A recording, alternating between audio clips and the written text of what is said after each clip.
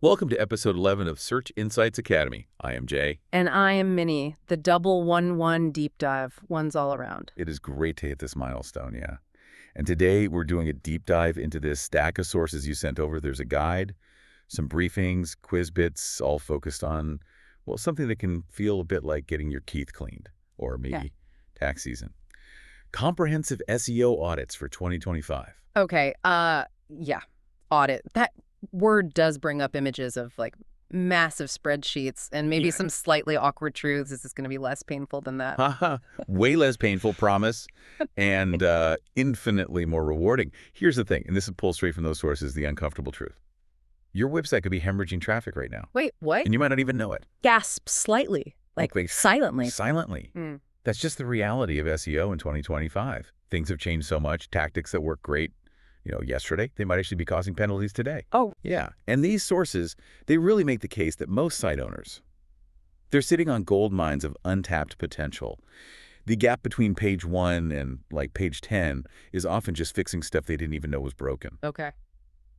So this deep dive, our mission really is to pull out the essentials from this material, understand why audits are so critical right now, and sketch out a practical way to actually do one. Right. Okay, I'm hooked. Why now, though? What's the big change making this so vital for 2025? Well, for starters, the sources remind us 93% of online experiences still kick off with the search engine. If you're not there, you're basically invisible. 93%. Okay, still huge. Huge.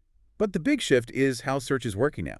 You've got AI overviews popping up, Google's rewriting page titles maybe a third of the time to match intent better.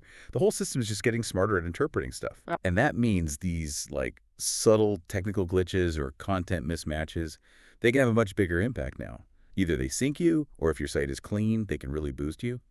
Fixing these things people didn't know were problems. The sources say it can literally double or triple organic traffic. Double or triple. Just from finding the broken bits. Whoa, that's huge EE. Okay, suddenly it feels less like tax season and more like a treasure hunt. Where do we even start digging? One source said it's like assembling your tools before major surgery. Okay, exactly. Strategic prep is key. First step, define your objectives. What are you actually trying to achieve? More leads, sales, just more eyeballs. It needs to line up with the business goals, right? Right, business first. Then have a hypothesis. Based on what you already know or feel maybe traffic dipped, maybe the site's just old, what you suspect is the main issue. Technical stuff, content, user experience, authority. So if I think my blog posts aren't hitting the mark, my hypothesis might be about EEAT or not matching what people are actually searching for. Precisely. And that keeps you focused, stops you getting lost, wandering through data. Now, tools. You need the right gear. Ah, the surgical kit. This is where it gets expensive, isn't it? Well, you can start free. Google Search Console, that's non-negotiable. It's like Google's confession booth. Yeah. Shows you call errors, how your index, performance, penalties. It's how Google talks to you directly. Okay, Google's confession booth. I like that. And then Google Analytics 4. That's your flight recorder for user behavior. It gives you engagement, user paths, conversions, if it's set up right to track what actually matters on your site. Free is good, but I sense there's a but coming. But yeah, for a proper deep dive, these sources are clear. You really need some premium tools too. Screaming Frog SEO Spider, it's about, $149 a year? That's kind of the gold standard for crawling your site like Google does, but in detail. Okay, $149, manageable. And then you probably need something like SEMrush or Ahrefs. They're more like $119 to $399 a month, depending on the plan. They give you competitive insights, keyword data, backlink analysis, the bigger picture. Ooh. Okay, $399 a month. That's pricier than a bowl of Wagyu ramen. Feels like a big chunk, I get it. But think ROI. These sources share stories, right? One good audit finds a major issue, like a whole section of the site blocked from Google or terrible site speed, you fix that. Traffic doubles, maybe triples. For most businesses, that kind of growth pays for the tools and the audit time very, very quickly. It's an investment, not just a cost. Okay, frame it like that. Yeah, tripling traffic definitely covers the ramen budget. How do we keep track of all this stuff we find? Sounds like it could get messy. It absolutely can. Organization is vital. The recommendation from the sources, a central audit document, usually a detailed spreadsheet. You track the issue, how severe it is, the potential impact of fixing it, how much effort it'll take, who owns the fix and the status. It has to be a living document, constantly updated. A living document, like a Yeah. treasure map we're constantly adding to. Okay, let's talk about the first place to dig that technical foundation. Okay, let's get into it. Technical SEO. It is absolutely the bedrock. If Google can't crawl and understand your site properly, the best content in the world won't matter. This part easily takes 40–50% of your audit time. So many hidden traps. Like, people actually blocking Google from their own websites? That sounds bonkers. It sounds bonkers, but it happens constantly, especially with complex modern sites. Mm-hmm. The robots.txt file is ground zero. You have to check it carefully.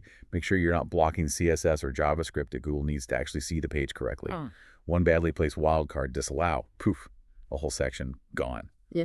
There's this classic horror story in the source material about an e-commerce site. Mm-hmm. They accidentally blocked their entire products directory. Sales just tanked. Couldn't figure out why. We lock the pantry. People do that. Block Google from their own stuff. They do. You also need strategic XML sitemaps. Just the good stuff, the pages you actually want indexed, not bloated with every random URL. And internal linking, find those orphan pages with no links pointing to them. Check your crawl depth. If pages are buried more than, say, 3 clicks deep, Google struggles to find them. Okay, wow. So the foundation can be pretty crumbly. What's the next technical layer? Core Web Vitals. And these have evolved. Big change back in March 2024 was interaction to next paint, INP. That replaced first input delay. IMP. Got it. What's the deal with that one? It's a much better measure of actual responsiveness. It looks at the delay between any interaction, a click, a tap, typing, and when the browser actually paints the visual update. And it measures this throughout the entire visit, not just the first interaction. Okay, so it's about the whole experience feeling snappy. Why is that critical now? Because poor INP scores often point to bigger issues like, heavy JavaScript gumming up the works or just inefficient code. And here's the kicker from the sources. Sites with poor INP, they typically see 15–20% lower engagement. People just get fed up and leave. 15 to 20% lower engagement. Yikes. That's like having a drummer who's consistently half a beat behind on your website. Exactly. It just feels off. You need field data, real user data from the CRUX report, and lab data from tools like Lighthouse to really diagnose this. And you're still looking at largest contentful paint, too, how fast the main thing loads. Right. Speed and responsiveness all the time. You mentioned content being invisible earlier. What was that about? Yeah. JavaScript SEO. Crucial for sites built with frameworks like React, Vue, Angular. A lot of the content gets loaded after the first HTML hits the browser. So the audit point is, compare the initial HTML source code, what Google sees first, with the final rendered page, the DOM, after all the JavaScript is run. If your important stuff like product details or article text only appears after the JS runs, Google might miss it. How? If the user sees it, why wouldn't Google? Well, picture this. Googlebot fetches the initial HTML, sees a mostly empty shell with script tags. It tries to render it, but if that process hits a snag, times out, or runs into errors, it might never see the content that the JavaScript eventually adds. These sources cite sites losing 60%, 60 of their organic traffic because their main content, loaded by JavaScript, just wasn't getting indexed. 60%? Wow. That's not just hemorrhaging traffic. That's like an open artery. It really is. The ideal fix is usually server-side rendering, SSR, or static site generation in SSG, getting that key content into the initial HTML. Dynamic rendering can be a temporary fix, but it's complex. Right. SSR or SSG. Got it. And then technically, you're also auditing schema markup, helping Google understand entities, relationships, href flagging for international sites, which is notoriously tricky, and just basic HTTP SSL security. Table stakes now. Okay. Technical is definitely a beast. Let's switch to content. Feels a bit more solid ground. Okay, content and on-page. Absolutely. Content's still king, queen, the whole court. Mm-hmm. But the audit focus for 2025, according to these sources, less about just stuffing keywords in, more about understanding user intent, building topical authority, and providing unique value, what they call information gain. Yes. Content I can chew. Finally. Good. Because the big framework now is EET. Experience, expertise, authoritativeness, and trustworthiness. EEAT. Wait, are we actually talking about food now? For real?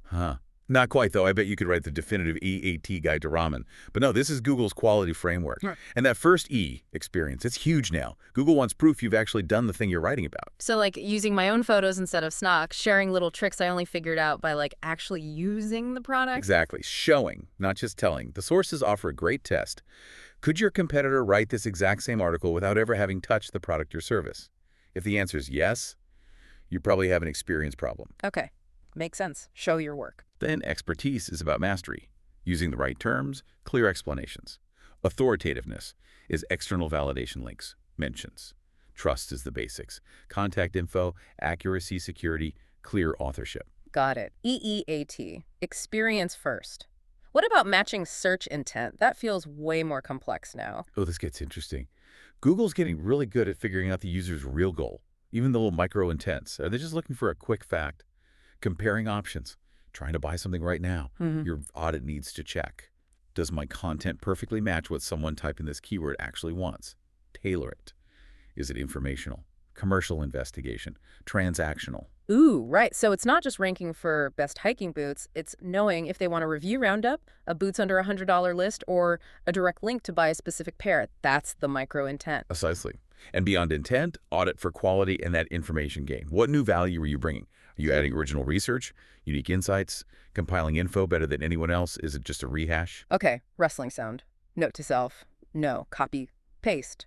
Reword. Exactly. And check your topical authority. Are you covering a subject deeply? Find content cannibalization, multiple pages fighting for the same keyword. Weed out thin content. Ensure strong internal linking connects related pieces logically using descriptive anchor text. Content audit. Be real, be useful, match the need, go deep. Okay. We've got technical gremlins, content gaps. Oh. What's next on the audit checklist? Okay. User experience and engagement. This matters directly for SEO now because Google watches those behavioral signals. How do people actually use your site? Do they stick around? Do they click things? Do they achieve their goal? That tells Google if your site is any good. Like if everyone leaves immediately, Google thinks, maybe this isn't the right result. Exactly. So in GA4, you're analyzing engagement rate, not just bounce rate. You're setting up custom events to track meaningful interactions. Do they watch that key video? User calculator tool. Click the main call to action. User path analysis is gold here too, seeing where people get stuck or drop off. Okay, track what they actually do. And mobile. I keep hearing mobile, mobile, mobile. Critical. The sources quote, 95% of global internet access is via mobile. 95%. So if your mobile experience sucks, your SEO sucks, period. The audit has to involve testing on real devices, not just simulators. Check touch targets. Are buttons big enough? Is text readable? Are forms usable on a small screen? 95%. Okay, message received. Mobile first. Or maybe mobile-only thinking. What about pages feeling like janky? Things jumping around. Yeah, page experience. It goes beyond just the core Web Vitals scores. Yeah. Visual stability is key. Stop those layout shifts that make you click the wrong thing. And interactivity audit JavaScript that makes the page slow to respond, especially those third-party scripts for ads or tracking. They can really kill performance. Okay. Technical, content, UX, and we've potentially dug up a mountain of issues by now. This sounds like years of work. How do you even decide what to fix first? Right. That's the crucial step. Prioritization. Finding problems is one thing. Getting results means tackling them strategically. Ooh, is this the medical triage thing? Impact versus effort? I like the medical theme. It is. You absolutely need a system like that triage matrix. Plot each issue based on its potential positive impact if fixed versus the effort required to fix it. So you go for the quick wins first. The low-hanging fruit. High impact, low effort. Exactly. Get some momentum going. Things like optimizing title tags on key pages, fixing broken internal links, basic image compression, sorting out easy crawl errors. They deliver value fast. And then the big surgeries, the major operations. Those are your major projects. High impact, but probably high effort too. Overhauling Core Web Vitals site-wide, fixing complex JavaScript rendering, maybe rebuilding site architecture, a huge content refresh. They need planning, resources, but offer transformational results. Does this all need to happen at once? It really feels like a full-time job. It can feel that way, Yeah. but the sources recommend a phased roadmap. Often a 90-day plan works well. Okay, 90 days sounds less terrifying. How would that break down? Typically, days 130, foundation fixes. Mm-hmm. Tackle the critical technical stuff, blocking Google crawl errors, bad redirects, SSL issues, unblock the site. Clear the pipes. Days 3160. Content enhancement. Optimize high-value pages, beef up EET, add schema, fix cannibalization, Right. make the content work harder. Yeah. Days 6190. Advanced optimization. Now you tackle the big stuff, the Core Web Vitals deep dive, the tricky JS SEO, maybe strategic link building. This is the stuff that separates the good sites from the great ones. And throughout, Track progress religiously. Traffic, rankings, CWV scores, conversions, weekly, monthly checks. A 90-day structured sprint. Okay, I can see how that makes the mountain climbable, and the template you mentioned helps with this. Absolutely. The template we put together, yeah, the SEO MRI nickname. Yeah. Stuck. It's got over 150 checkpoints based on these sources. Walks you through technical, content, UX, everything. Helps you spot issues and feeds right into that prioritization matrix. Phew. Okay, good. So we don't need to build that monster checklist from scratch. What about looking for, beyond just fixing today's problems, what 2025 trends do we need to audit for? Okay, now this gets exciting. Here's the thing. We're not just optimizing for that list of blue links on Google anymore.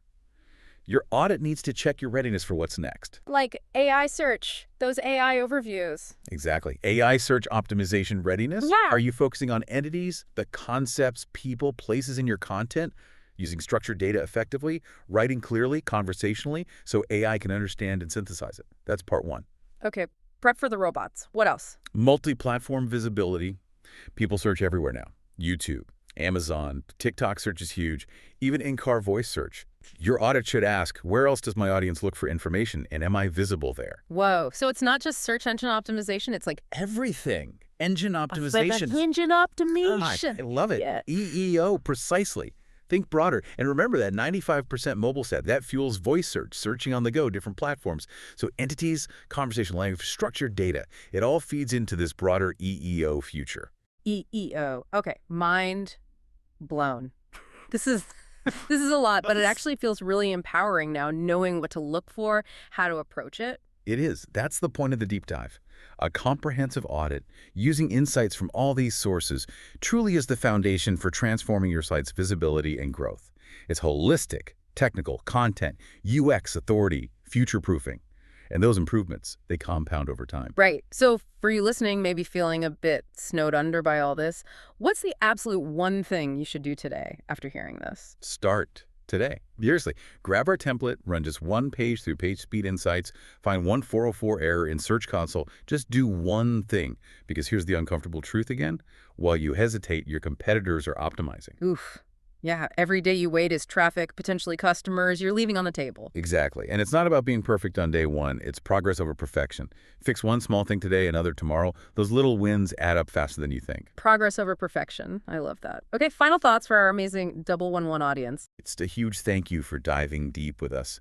Audits can seem intimidating, I know, but honestly, they are probably the single most impactful activity you can undertake for your website success right now. Totally agree. And remember, you can find the link to download that comprehensive SEO audit template, our SEO MRI, over at searchandsitesacademy.com. It covers everything we talked about, all structured for you. Plus, loads of articles breaking down each section if you want to dig even deeper.